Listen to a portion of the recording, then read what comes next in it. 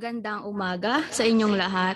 I'm Arya from the NAMFREL National Secretariat and I will be your moderator for today. So good morning members of the press who are here with us today. Thank you for attending. And also good morning sa mga nanonood sa ating Facebook stream ngayon. I hope papanoorin niyo ang aming press briefing hanggang huli. Ngayong umaga, pag-uusapan natin ang mga activities that NAMFREL will do for the 2022 elections. We'll listen first to the presentations of Mr. Eric Jude Alvia, Mr. Lito Averia, Mr. Fernando Contreras Jr., members of the National Council. And afterwards, magkakaroon tayo ng live Q&A session.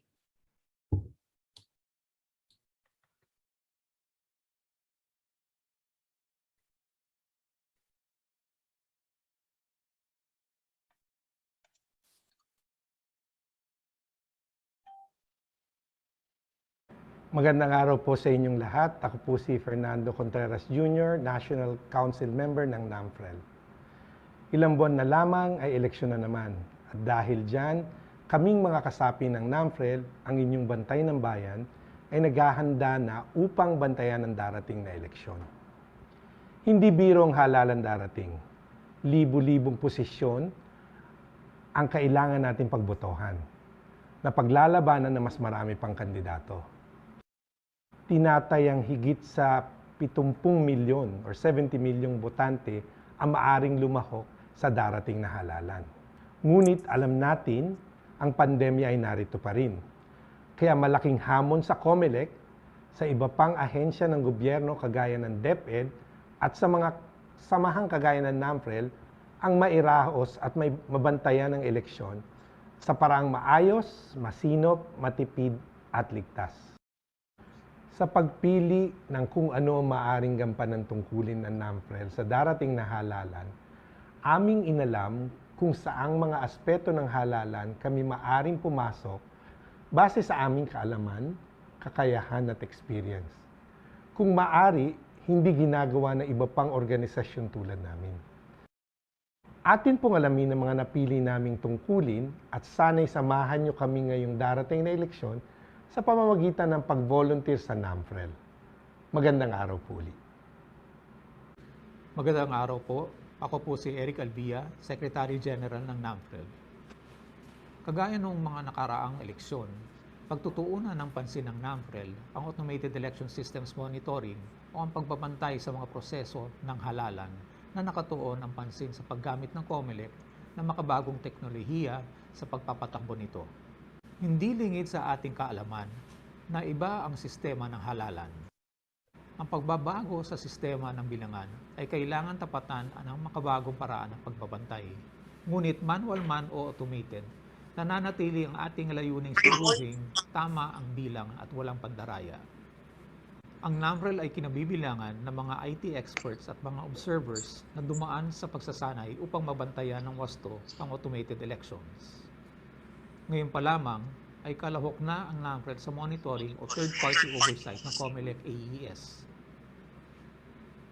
Ang isa rito ay ang pagbabantay ng COMELEC procurement ng mga gagamiting kasangkapan at serbisyo sa 2022 automated elections.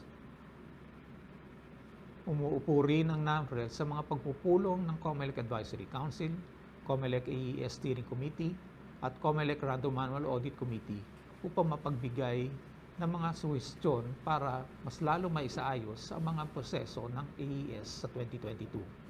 Sa darating na mga buwan na makikilahok din ang NAMFREL sa local source code review at pagbabantay sa ballot printing, mock polls o elections, delivery ng mga makina, final testing and sealing ng mga machines at iba pang mga proseso na related sa AES. Gaya ng nakagawian, sa araw ng eleksyon ay magbabantay rin ang NAMFREL Bantay ng Bayan observers sa mga voting centers sa iba't ibang panig ng Pilipinas.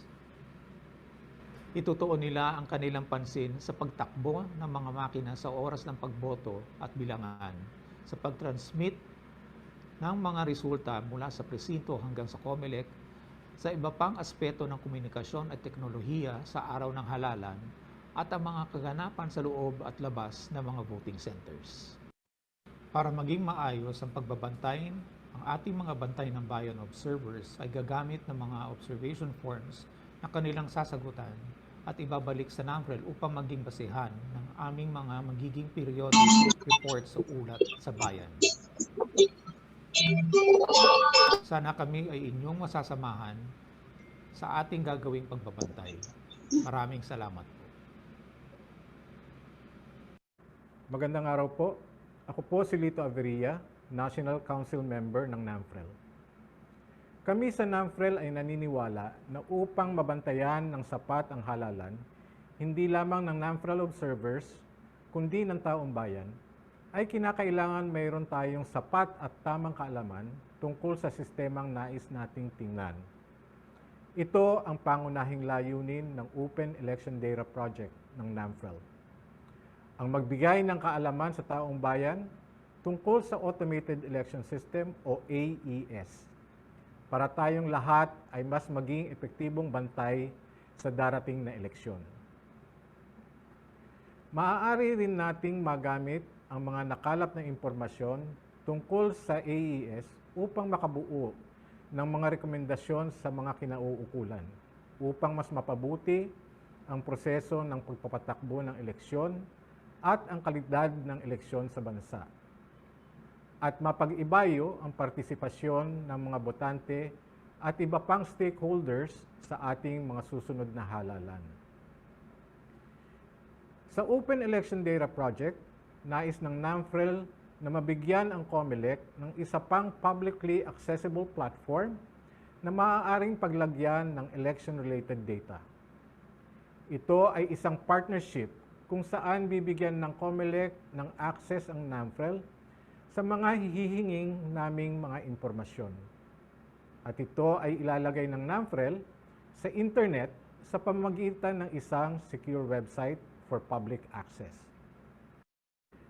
Sa pamamagitan ng mga impormasyong manggagaling sa COMELEC at iba pang ahensya na may kinalaman sa eleksyon, itong mga ito ay ilan sa mga magiging benepisyo ng Open Election Data website ng NAMFREL. General information sa mga botante at iba pang stakeholders. Voter assistance. Precinct level results validation. AES performance analysis. Data research. Coordination between the public and other election stakeholders at marami pang iba. Ang NAMFREL ay naniniwala na each voter is a potential observer. Dahil sa Open Election Data Project, ang lahat ay magkakaroon hindi lamang ng kaalaman, kundi pati isang paraan upang masundan ang proseso ng halalan. Ang lahat ay maaaring maging bantay ng bayan. Magandang araw po muli. Magandang araw po. Ako po ulit si Eric Alvia, Secretary General ng NAMFREL. Ngayon darating na halalan ay nakikilahok ulit ang NAMFREL sa Random Manual Audit o ang manual na pagkukumpara ng election results na galing sa makina at yung binibilang na mano-mano. Sa ngayon pa lang, ang NAMFREL ay nakikilahok sa mga pagtitipon ng Random Manual Audit Committee or RMAC upang tumulong na mairaos at mas mapabuti pa ang RMA ngayong darating na eleksyon. Dahil sa COVID pandemic, Nakafocus ngayon ang mga usapin tungkol sa eleksyon, kasama na ang RMA, kung paano mas gagawing ligtas ang mga proseso na hindi isasang-alang-alang ang accuracy at transparency. Ang ilan sa mga pinag-uusapan ng Random Manual Audit Committee ngayon ay: una, kung saan gagawin ang RMA. Kung sa isang centralized venue ba na mas malaki at ligtas? Pangalawa, kung paano mas gagawing ligtas ang RMA para sa mga miyembro ng mga Random Manual Audit Teams? Pangatlo, kung daragdagan ba ang mga posisyon na isasama sa bilangan for RMA? Pang-apat, kung dadamihan ba ang mga distritong bibilangin sa RMA? Panglima, kung i-cross-check ba ang RMA results sa mga actual na election returns na nakokolekta ng Citizens Arm? Pang-anim, kung ano ang magiging proseso kung lalagyan ng QR codes ang ER at VVPAT o yung resibo na lumalabas sa makina. Matatandaan, isa sa mga mungkahi ng NAMFREL upang mas mapabuti ang automated election system sa bansa ay ang paglalagay ng QR code sa ER at VVPAT. Kung ang aming mungkahi ay susundin, mas magiging madali, hindi lamang para sa mga election observers at political parties, kundi pati sa taong bayan na makilahok sa pagbabantay at masundan ang mga resulta ng eleksyon mula sa precinct level. Limitado lamang ang maaaring makilahok sa random manual audit, ngunit isa lamang ito sa mga paraan kung paano titiyakin ang binilang na resulta ay sang-ayon sa ibinigay na boto ng taong bayan. Magandang araw po ulit. Magandang araw po uli. Ako po si J.R. Contreras ng National Council ng NAMFREL. Marahil ay pamilyar kayo sa Operation Quick Count or OQC.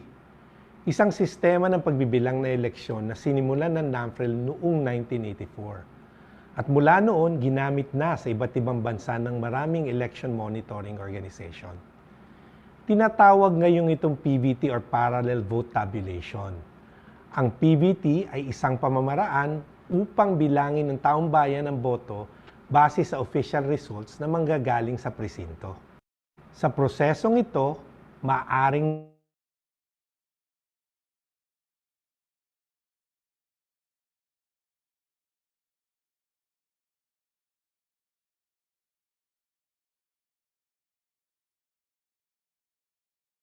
makita kung na manipula ang nagkakaroon ng oportunidad ang taong bayan na makilahok sa bilangan at masundan ng bilang ng kanilang mga boto.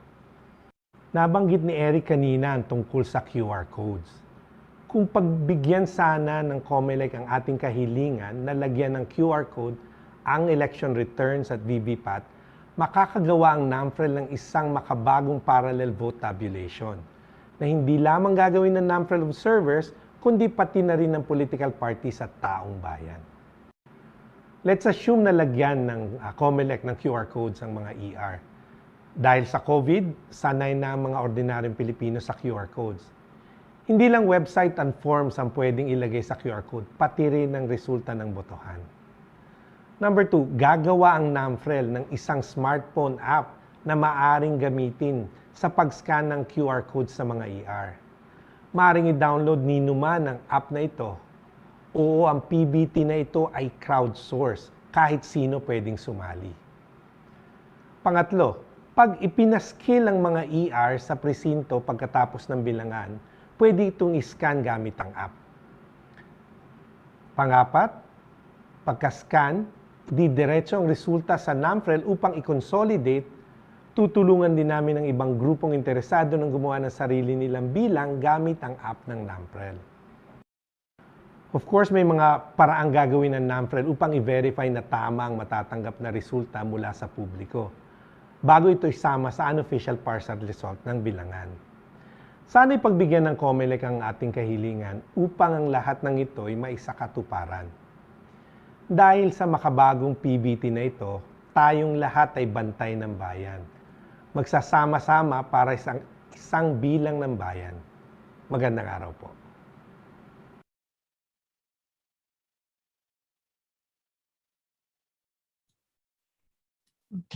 Napakinggan na natin ang presentations ng National Council members. And now, we will be taking questions about the presentation from the members of the press here with us. So if you'd like to ask a question, pakitype lang ng name and your organization in the chat box and then we'll call you. From time to time, may mga tanong din tayo na sasagutin from our viewers on Facebook. So let's start. First question we have is from Miss Tina Panganiban Perez from GMA. Yes, sir. Good morning po. For anyone, how will NAMFREL vet information from observers?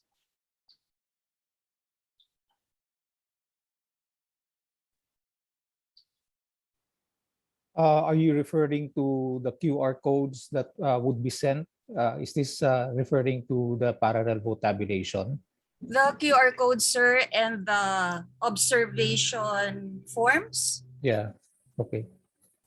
Kung observation forms, this is going to be handled by our volunteers, no? And prior to them, no, being asked to fill out the observation forms, no, we already made checks, no, background checks, and also most of them have been long-time NAMFREL volunteers already. So kilala na namin sila, no.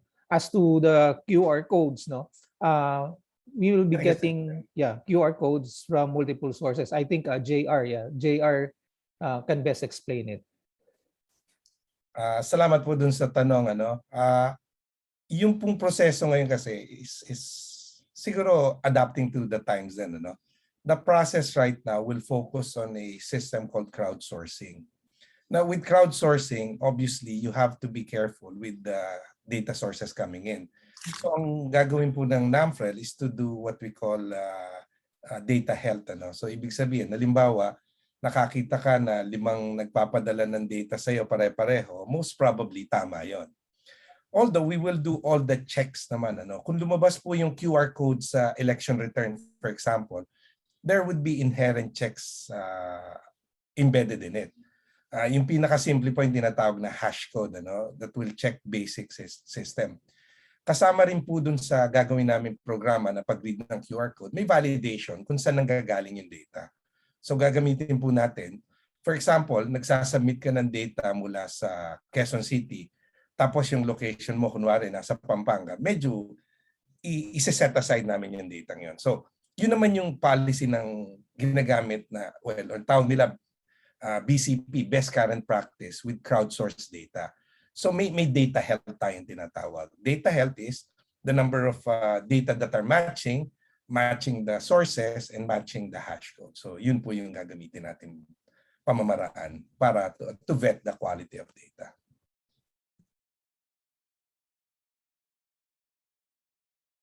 Naka-mute po kayo. Sorry. How many volunteers are you expecting for 2022? Well, ideally, if we will cover the more than 98,000 voting precincts, no, that's the same number of volunteers that we're also aiming. But I think since COMELEC is also planning to increase the number of voting precincts, so more or less 100 to 105,000 volunteers, no, is the target for NAMFREL. Thank you po. Thank you. You're welcome. Next, we have Miss Melissa Lopez from CNN Philippines. Hi, sirs. Good morning. First, sorry, but I just want to jump in. Just announced a few moments ago that COMELEC is likely to extend the voter registration period. Sir, your thoughts on this? Is this a welcome development, or how long would you suggest it to be? And yes, and then I'll move on to a follow-up question from the presentation earlier. Thank you, sirs. Yeah, that's a welcome development coming from COMELEC. If COMELEC already made an announcement this morning that they will extend it, well, ideally, based on the bills that have been filed by both chambers, 1 month, I think, is the number of months, no, or 4 weeks, no, is the number of weeks that was being requested. I think this is sufficient already to handle the deluge of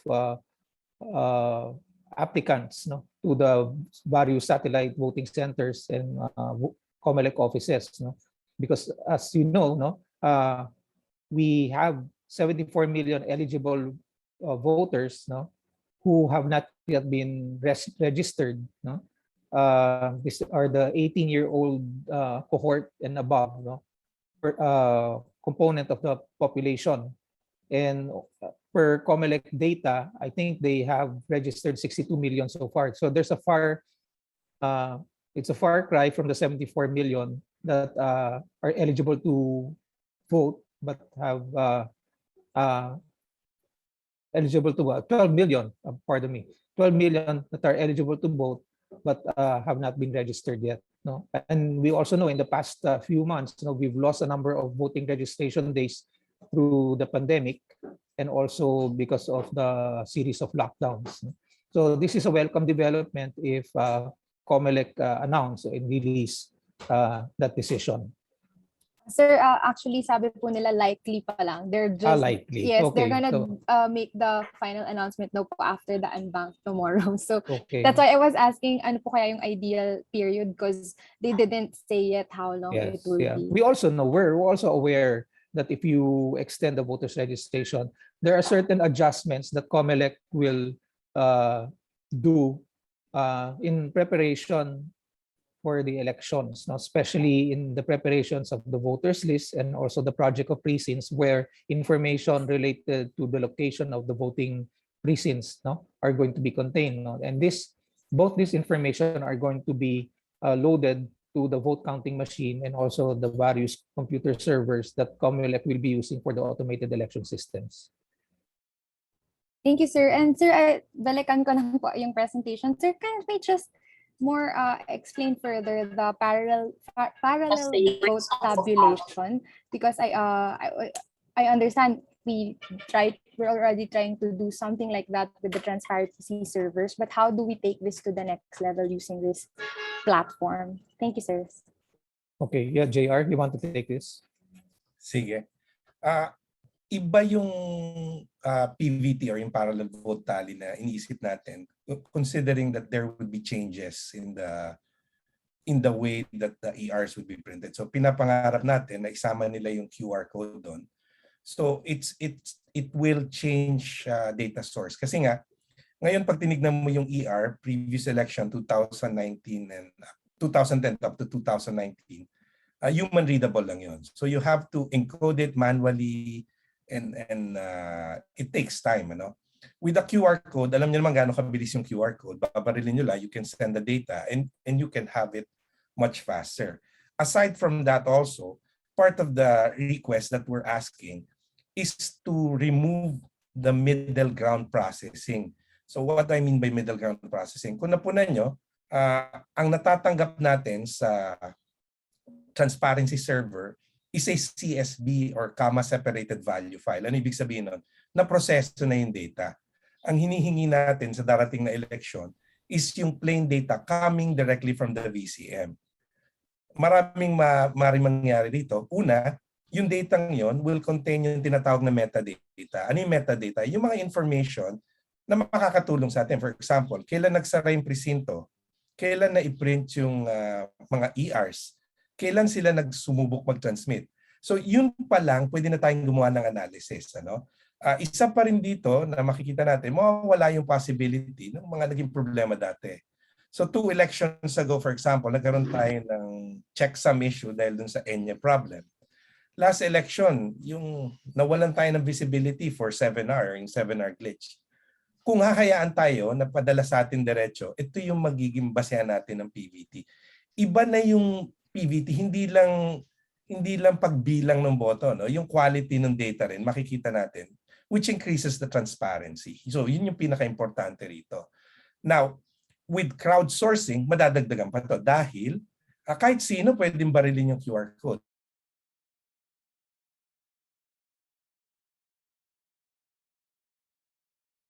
Apat na QR code sa isang ER. Yung first QR code would be the ER information and metadata. Nandun yung anong presinto yon, ilan bumoto, ilan yung nasirang balota, lahat yun. Ano? Pangalawa would be data on the national election only. So Presidente, Vice President, Senador. Pangatlo would be the QR code for local candidates only. And the last QR code would be the candidates for the party list. The reason why ginawa yung ganung proposal kasi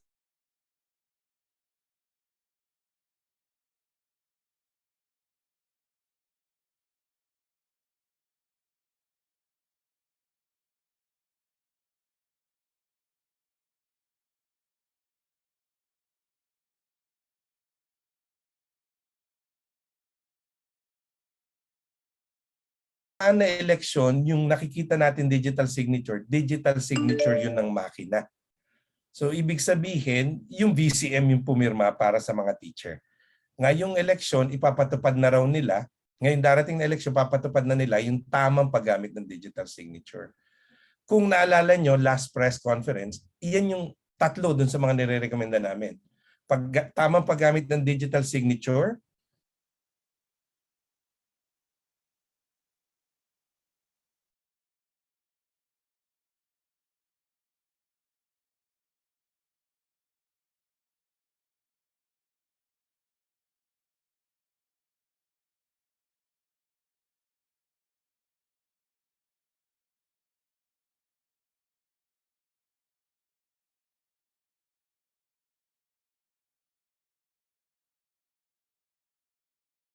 lahat siguro bawat distrito mga tatlong makina ang pipiliin, pero ang kagandahan katulad ng sinabi mo, kukumpara natin ngayon yung datos ng pagbibilang ng manual ng mga balota dun sa loob ng mga makinang yon at kukumpara natin dun sa sinasabi nilang BVPAT, no, yung voter verifiable paper audit trail, yung resibo. Di ba dati pinapasok lang natin yon tapos hindi ginagamit. Ngayon sa darating na halalan, pumayag na rin ng COMELEC, no, na maglagay ng QR code dun sa BVPAT na yon. Pwede natin magamit yung resibong yon para natin kung totoo ba yung pagbibilang at totoo ba yung pagbasa ng makina. No? Makukumpara natin yon. Isa pa, makukumpara din natin kung matuloy nga yung QR code ng election returns, makukumpara natin yung election returns, no, dun sa binilang ng mga balota galing dun sa piniling makina, no.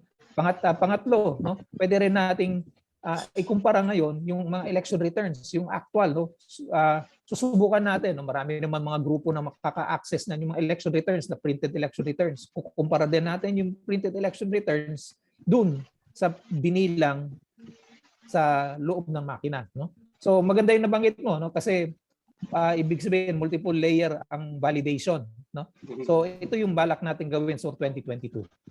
That's good. Another thing na narinig ko kanina sa isa nating resource person, na yung palang pumapasok sa transparency server, kinalikot na.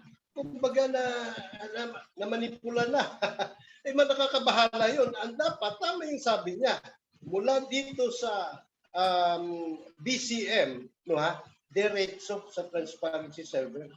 No, ha? And then, syempre, meron din sa mga watchdog, kagaya ng NAMFREL. Dahil pwede rin kasi magkadayaan doon sa application kung paano sinisegregate ang mga boto. Di ba? Pwede kasing program lang yun, di ba? Ang sabihin lang doon ang pang-11 boto para kay Alvin, itali mo kay Kit Kilates. Okay, talo ka na sa akin, di ba? So dapat ganoon, kwentas claras tayo. Alam mo itong hindi ko maintindihan sa COMELEC, ang mandato nila ay siguraduhin na clean and honest ang ating eleksyon. Pero lahat na lang ng mga security features na para magkaroon talaga ng honest and, di ba? Ayaw nila.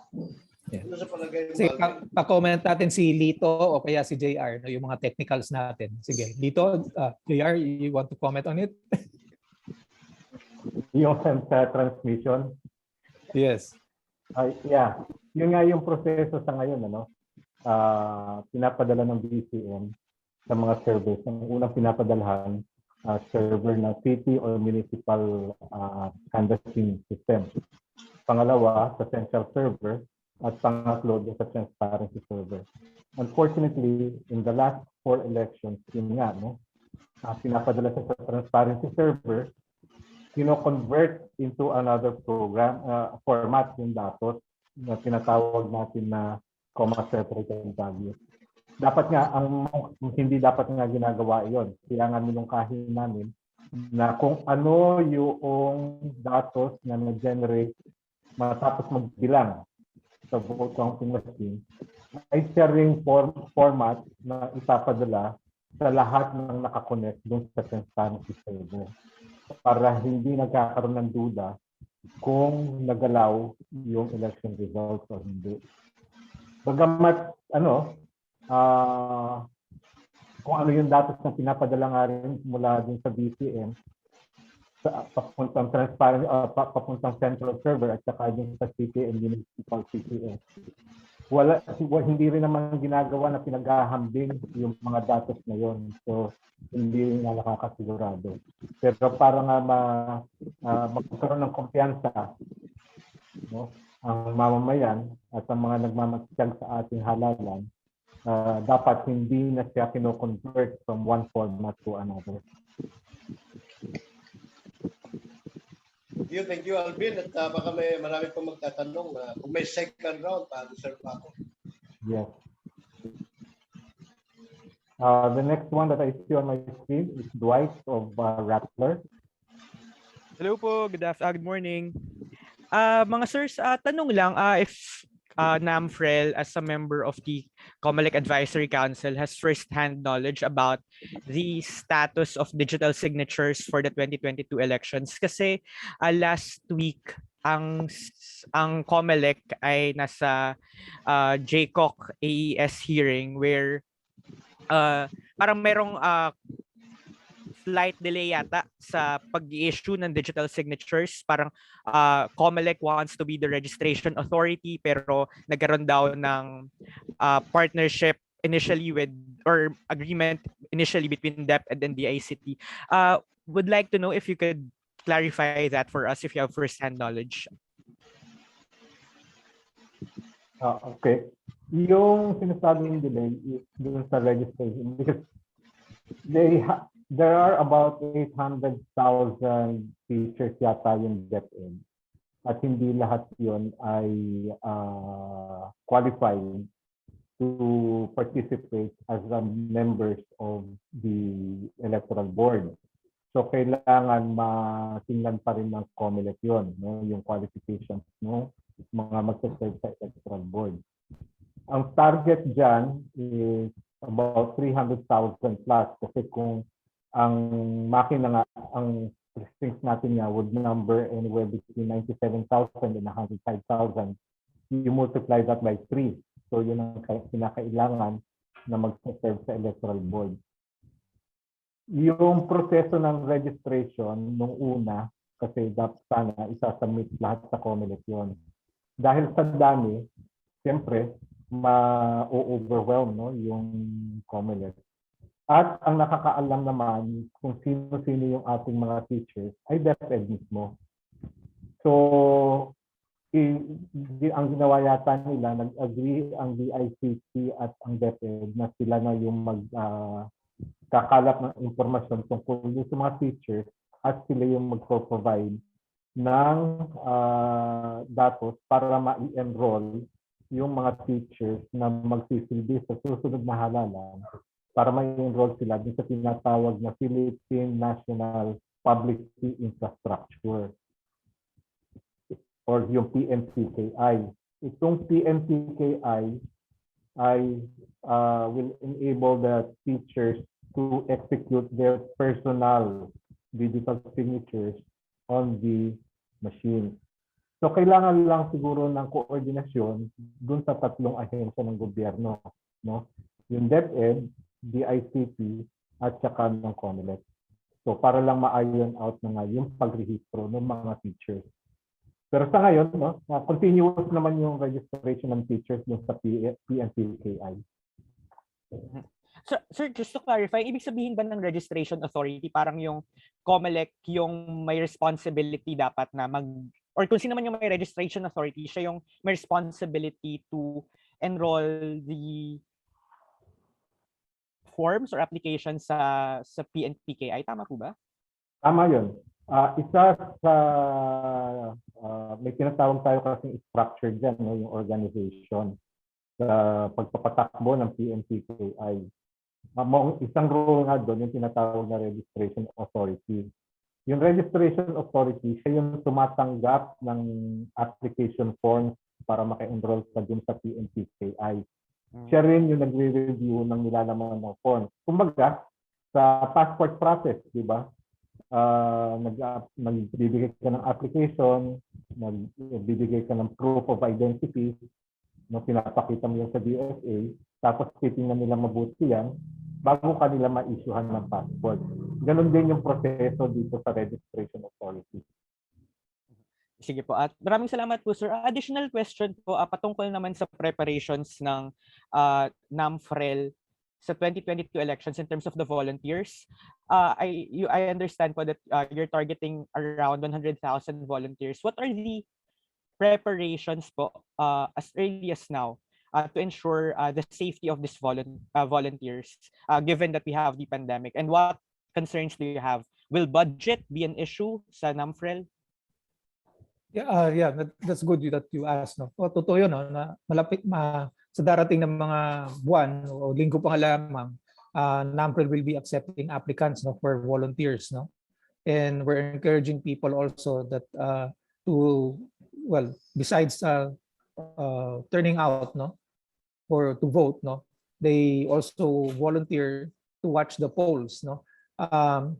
We also realize na napakahirap yung paghahanda ng halalan ngayon dahil nga you will have to abide by certain health and safety protocols, no physical distancing, no, and besides we also don't want election activities to be mass spreader events, no.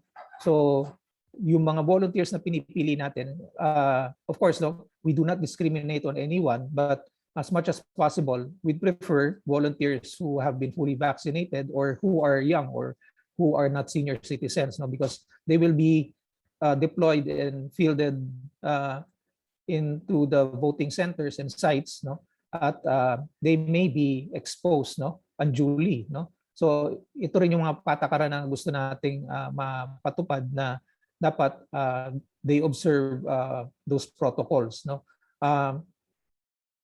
We also realize that by doing so, COMELEC will also impose certain restrictions inside the voting center. So mababawasan ng konti yung mga pamamaraan na makaka-observe tayo, no, dahil I think I've heard that to the extreme na papayagan lang ipapasok ng COMELEC yung 3 electoral board members, yung teachers, isang watcher at yung botante mismo, no, at any given time sa loob ng voting precinct. So yung watchers na may political watchers, meron din watchers from the citizens arm, no. So mababawasan din yung pagkakataon para makamonitor tayo, no.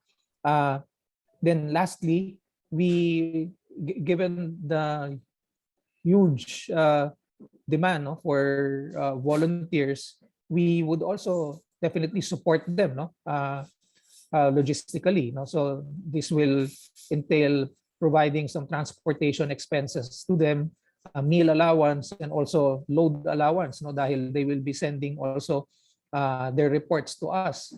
So lahat nito gugugol ng malaking resources, no, in order for us to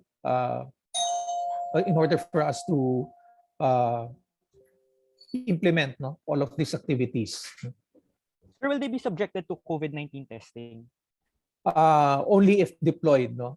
We will follow whatever COMELEC and IATF requires, no. For instance, no, itong darating na source code review, kailangan yata ng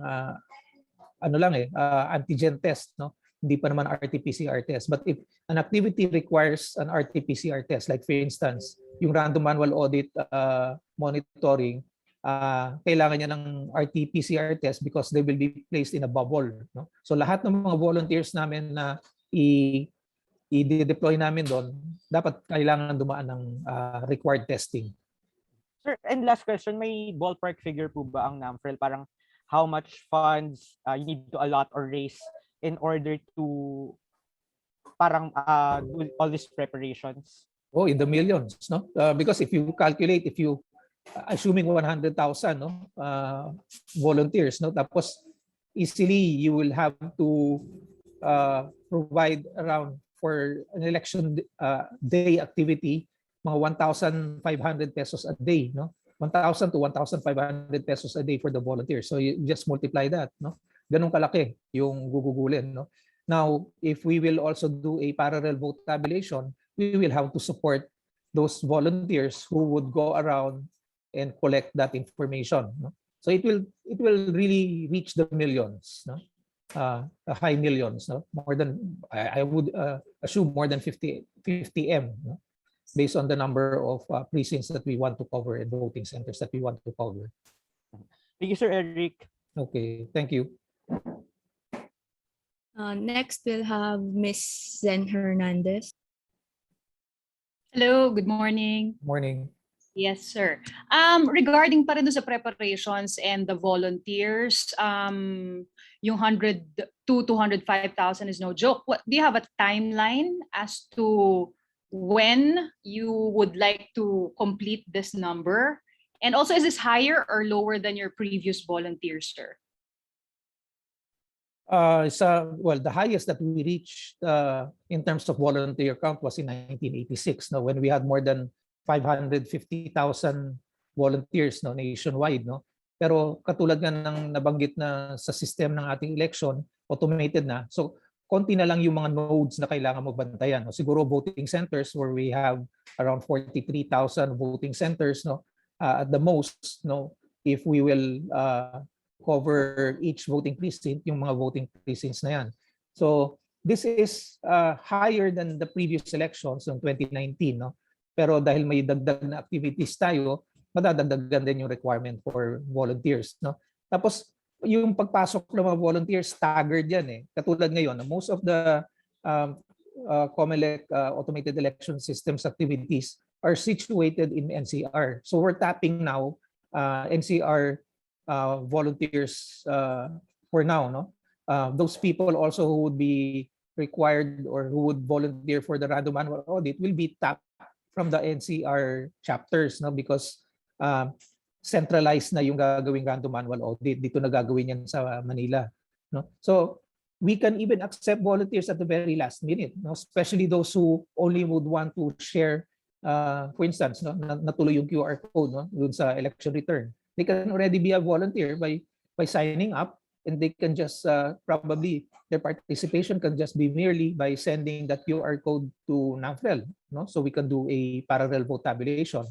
Meron din ba tayo yung regular core ng volunteers natin? These are volunteers that have been trained, no? And we will soon start. We've been doing our consultation meetings already in the past months, no?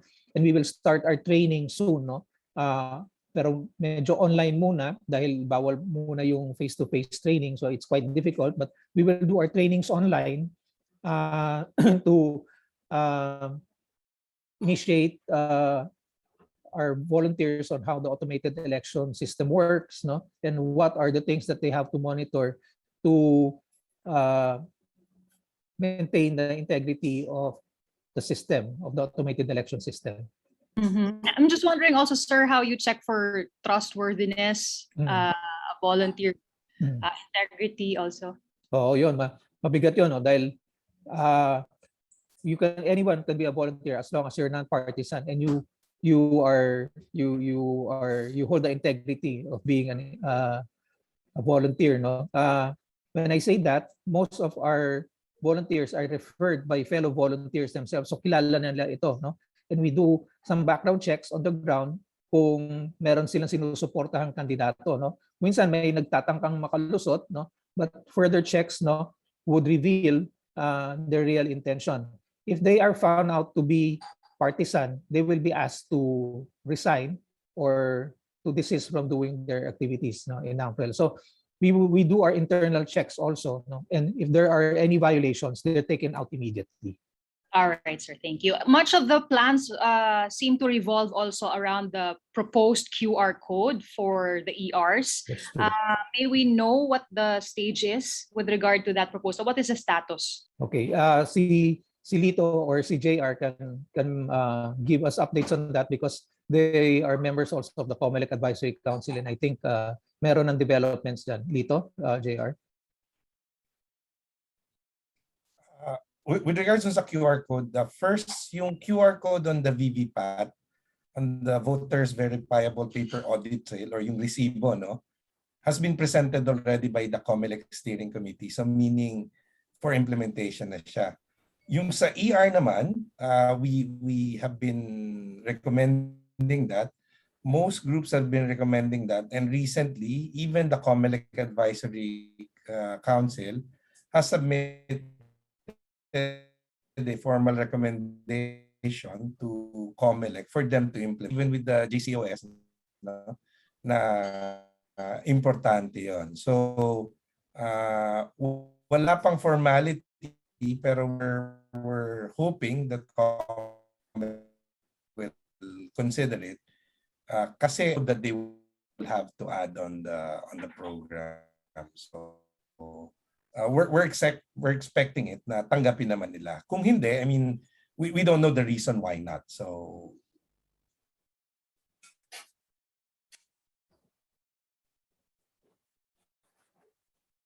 All right po. So most likely, parang may mataas na chance that it will be approved. kasi nga sa VVPAT ginawa na nila. So that's the first step, Dalawa lang naman ang piniprint out ng VCM, yung VVPAT at saka yung ER. Sa VVPAT, they already presented it na gagawin nila. So it would have a high level na, ayun, mataas ang chance, tama ka. All right. And then of course, we are in a pandemic still. And may mga scenarios na napag-usapan na rin before, minsan na nadidiscuss. Halimbawa, yung conducting the elections for more than a day. Are you even open to that? There are certain constraints. Now, one is yung legal constraint, because we know that based on the law, the elections can only happen on the second Monday of May. No? So in order for you to extend the number of days, you will have an amendment to the law is required. Number two, even if that happens, we also have to realize that there's a limited number of teachers that can serve, 350,000 or more or less, and not all of the teachers that we have in DepEd are qualified or have the experience to run an elections. So that's also another downside. The third disadvantage would be definitely the resources that would be required. If you will have to extend the number of days, then that means you will have to get a second team of electoral board members, and which would require an additional budget for them to be deployed. Thank you, sir. And final question, I'm sorry. Add lang, Okay, sir. Hindi lang kasi siya change ng law. It's actually written in the Constitution. So, yun yung mahirap. You have to change the Constitution. However, similar to what we've seen, for example, in other countries like the US, may possibility mangyari yan by extending the advance voting. Pero pag nag-advance vote ka, that deprives you of the privilege of voting for the local candidates. Yan pwedeng ipatupad ng COMELEC kung baguhin lang ng konti or if a law is passed. Pwede na yata yung mga there's a law already that was passed that senior citizens, the pregnant women, even persons with disabilities would be able to participate in advanced voting. All right. And for my final question, your reaction to what the president recently said, that he is ready to mobilize the military in case of any problems on elections. And of course, we all know the roles of COMELEC, the government on election day. What's your reaction, po? Well, we're one in the call of the president to ensure that the elections would be run or in an orderly manner, in in an efficient and orderly and free and fair environment. No? But to call for the military may be, I think, quite early to say. No, there are already systems, no, and policies, no, that can be implemented by COMELEC. No, COMELEC is the agency, no, that will make the decisions to conduct or to hold or to even postpone or even cancel an election. So let's leave it to COMELEC to make that decision. And there are deputized agencies, no, of COMELEC which would be tapped to enforce this. No? So bahala na yung COMELEC dapat dyan. No? It's not the president who should do that, but it's the COMELEC who should do that. Thank you, sir. Thank you. Thank you to everyone. Next, we'll have Mr. Michael Flores. Hi, good morning. Sir Eric, I understand that based on your presentation, you'll be focusing on the AES aspect of the elections next year, but I'm just curious whether there's also activities and projects on NAMFREL's pipeline that will address other key issues like voter education or monitoring election-related violence. Yes, there are other areas also. Most of the core of volunteers in the field right now, would be monitoring the conduct, how the conduct of the elections, and its components are being carried out. As we progress towards the elections, marami tayo matatanggap na informasyon, and reports coming from the field. And we will pass this on to the COMELEC. We will definitely validate incidents that we gather from the field through our volunteer corps. Like for instance, right now, besides the automated election system components, we will monitor how the filing of certificates of candidacy is being conducted. Is the exercise abiding by the health and safety protocols of the IATF? Are there any other reasons also for the candidates to take their oath in a different venue, because I think right now siksik yung COMELEC offices that it requires a different venue also for the campaign, not the campaign but for the candidates. That's one area that we'd like to look at. We also want to monitor also the background, and check and vet the background of the candidates, who would file for their candidacy. Maganda ito kasi maaga pa lamang we would already provide that information to the electorate, and informed electorate is crucial to a very good outcome of the elections. Biro mo, informed yung mga voters mo, alam nila kung sino-sino yung katauhan ng kanilang mga kandidato. There are also other areas that you mentioned. Yung definitely we want the elections to be peaceful. We've been receiving reports of the use of violence in the area. We want to definitely validate if this has been prodded by elections, or reasons for to gain advantage under the elections. We will also definitely monitor how the campaigns are being conducted on the field. Are the social amelioration funds being distributed right now, o yung mga ayuda, ginagamit ba yan ng mga local politicians to gain advantage for the elections? So maraming mga aspeto na dapat nating tingnan. Kasama na rin dito, of course, yung voters education. We all know that there are various groups that do that, but for NAMFREL's purposes, we would definitely call for everyone to make intelligent choices based on what is available, based on the candidates that's available to us. Dagdag ko lang, Eric. Yes. We've actually been in the thick of things. Hindi lang yung plano kung ano yung gagawin for the next month. We have actually been monitoring din yung procurement related to the automated election system. So ilang buwan na nangyayari yan, yung mga bidding processes. So meron kaming observer na naka-deploy dyan. No? And then, yung isa sa mga yung gagawin plano ng ng NAMFREL is yung tinatawag na open election data. No? Inumpisahan na rin namin yan. Meron kaming website, yung Vote for Us, no, na website, kung saan inilalagak namin yung mga impormasyon. Nag-umpisa siyempre impormasyon para din sa mga magre-register o yung magre-reactivate ng kanilang registration.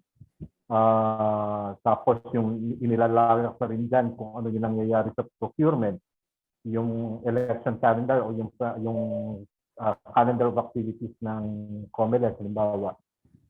Nabanggit ni Eric kanina na yung tungkol sa mga candidates.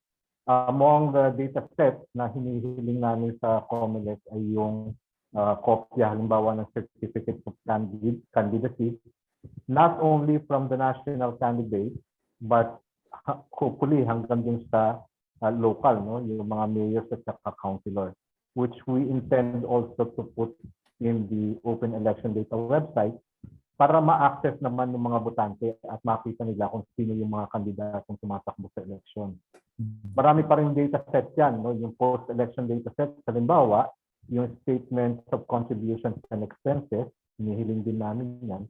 Tapos yung mga datos tungkol sa automated election system para makita natin, no, kung i-analyze yung mga datos na sa automated election system. Halimbawa, may tinatawag na lag na nasa bawat makinang ginagamit. Makikita natin kung i-analyze yan, makikita talaga kung paano nag-perform. No?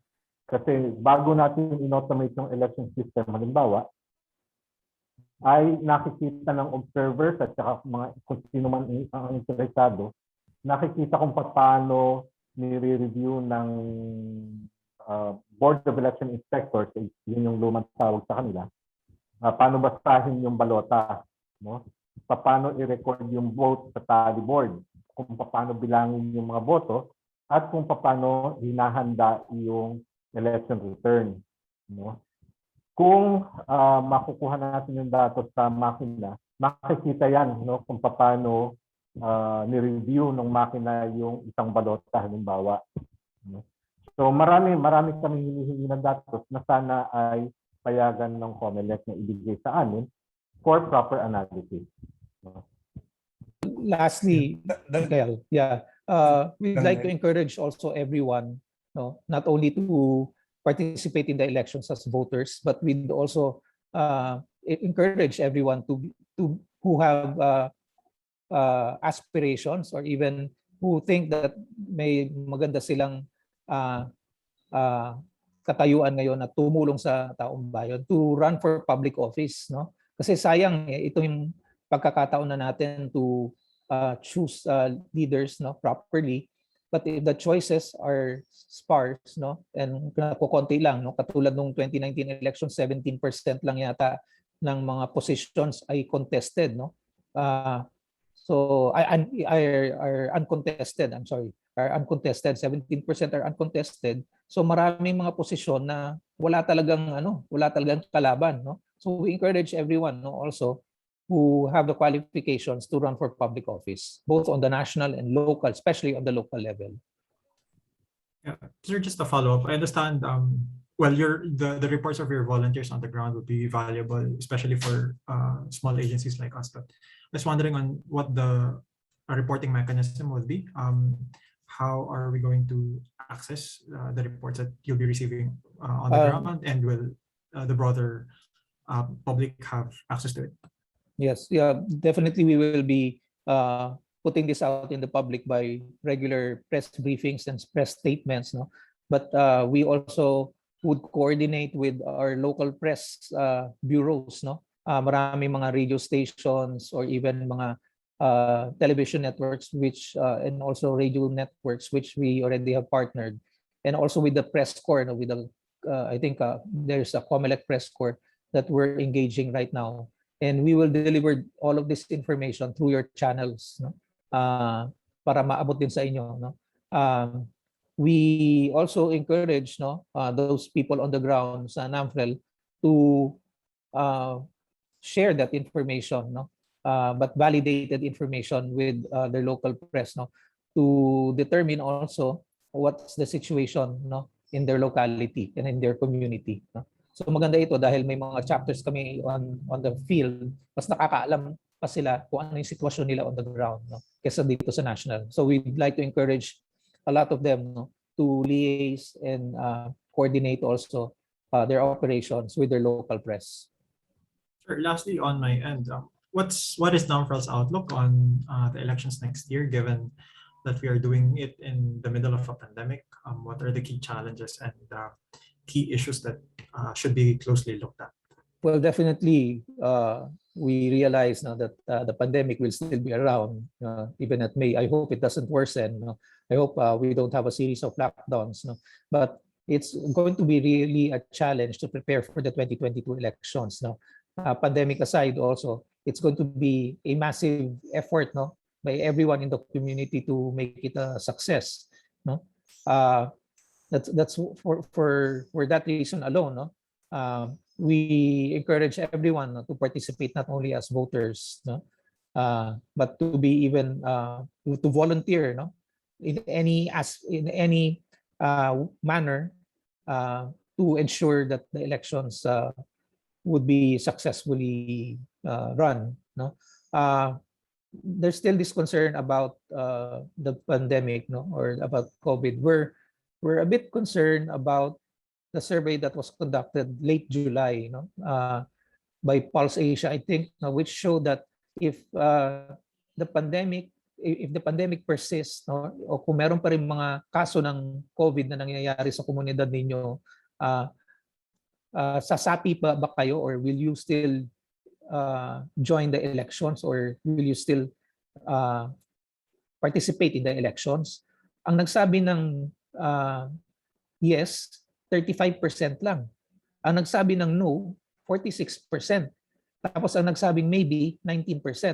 So that's a very serious concern for us, dahil kung 35% lang yung participation ng turnout ng mga botante, napakababa yan. Alam naman natin na we only have a few millions of people who can vote for president, or national positions, in this coming elections, so baka mas mababa yung turnout, mas mababa rin yung numero ng mga botante na pwede mamili ng kanilang mga mananalong kandidato. Thank you, sir. Okay. We have a question. Sige, Sir Diego. Dagdag ko lang, I mean, you were asking kasi na Michael, ano pa yung mga ginagawa ng NAMFREL? One thing that you can check right now, we've been doing information campaigns din. Merong website, yung voteforus.org.ph. NAMFREL ang nagmamanage niyan. At tignan mo, nandun yung mga information on how we encourage people to vote. Nandun din yung information, for example, ng procurement on the election-related bids. May mga videos din doon. We're trying to be more active on social media. Yan pa yung ibang ginagawa. Kasi nga, yung kasasabi ni Eric, isa sa nakakabahalang scenario is yung mababang turnout. So if you look at the numbers, kung 35% lang of the 70 million will vote, napakababang around, so 20 million lang ang boboto, napakaliit na. Sa dami pa ng kandidato, di mahati pa yan. So yun yung isang tulong na ginagawa namin to encourage people to be more active. So yung voteforus.org.ph, you can check it. Thank you, Sir JR. So our last question is from Ms. Sen Hernandez. This is the first time that an incumbent president is also running for VP. What are the things that NAMFREL is watching out for? What are the things the public should be vigilant about? Tito, you'd like to take this? Okay. Well, Siyempre, yung isang, because of the pandemic nga, magpapalit even yung complexion or conduct ng mga campaigns. Hindi pa lumalabas yung campaign rules ng COMELEC, pero I would very much imagine na madi-discourage yung direct contact with the voting population. No? Pagka nangampanya sila, baka mawala na dyan yung house to house, halimbawa. No? O yung mga malalaking campaign rallies, mawawala yan. So we'll see a shift of the campaign activities more to social media. Baka mas marami yung TikTok activities. No? So yun ano. Pero okay lang yun. Pero ang kailangan bantayan dyan, because of the role of social media, ang kailangan bantayan ay yung pagkalat ng misinformation at saka disinformation on social media. Social media activities or kung ano man yung mga TikTok activities na yun, pwede rin i-weaponize against an opposing candidate, no, ng isang kandidato. So it can be weaponized at come out with, kung halimbawa nakakasirang kampanya or campaign material against another candidate. Yung mga ganong issues ang kailangan bantayan. Kailangan ang botante o ang publiko in general ay matuto siguro na maispatan itong mga misinformation at disinformation. No? It will take a lot of education, no, kung paano ito gagawin. So Eric, do you have anything to add to that? Well, definitely we want to we want the elections to have the highest integrity possible. So we also are on the lookout for people who would undermine the elections or the electoral process, no, for whatever reason that they have. No? But as long as we have to make sure, no, that the results of the elections, no, are properly validated, no, and a proclamation ensues after that validated results have been released, then that's very important for us. No? Marami yung posible, no, na gumawa ng kaguluhan, no, to disrupt the elections. No? This is one of the lookouts that we're checking in NAMFREL, no, that people should not take advantage, no, or even create a scenario where a failure of elections or a cancellation of elections would ensue.